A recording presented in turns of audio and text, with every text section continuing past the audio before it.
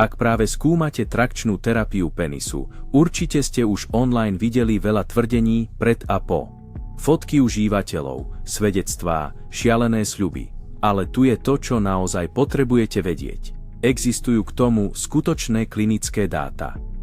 Začnem hlavným zistením.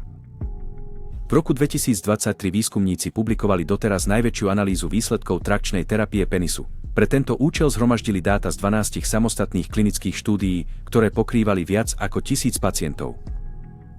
A výsledok. Priemerný nameraný nárast dĺžky bol 1,9 cm. To je klinicky merané s použitím štandardizovaného protokolu, ktorý sa nazýva natiahnutá dĺžka penisu. Naprieč týmito 12 štúdiami sa nárasty pohybovali od 1,3 až po 1,9 cm. Táto variácia nie je len náhodný šum. Odráža to skutočné rozdiely v dizajne štúdie, dĺžke liečby a čo je najdôležitejšie, v dodržiavaní liečby pacientom. Pohovorme si na chvíľu o metodike merania, pretože toto je to, čo oddeľuje skutočné klinické údaje od internetového šumu. Jednou z najprísnejších štúdií v tejto oblasti je randomizovaná kontrolovaná štúdia, zlatý štandard klinického výskumu. Okrem dĺžky, existujú presvedčivé údaje o korekcii zakrivenia, najmä pre mužov s Peyronieho chorobou. Ak zvažujete trakčnú terapiu penisu, začnite s realistickými očakávaniami založenými na týchto poznatkoch.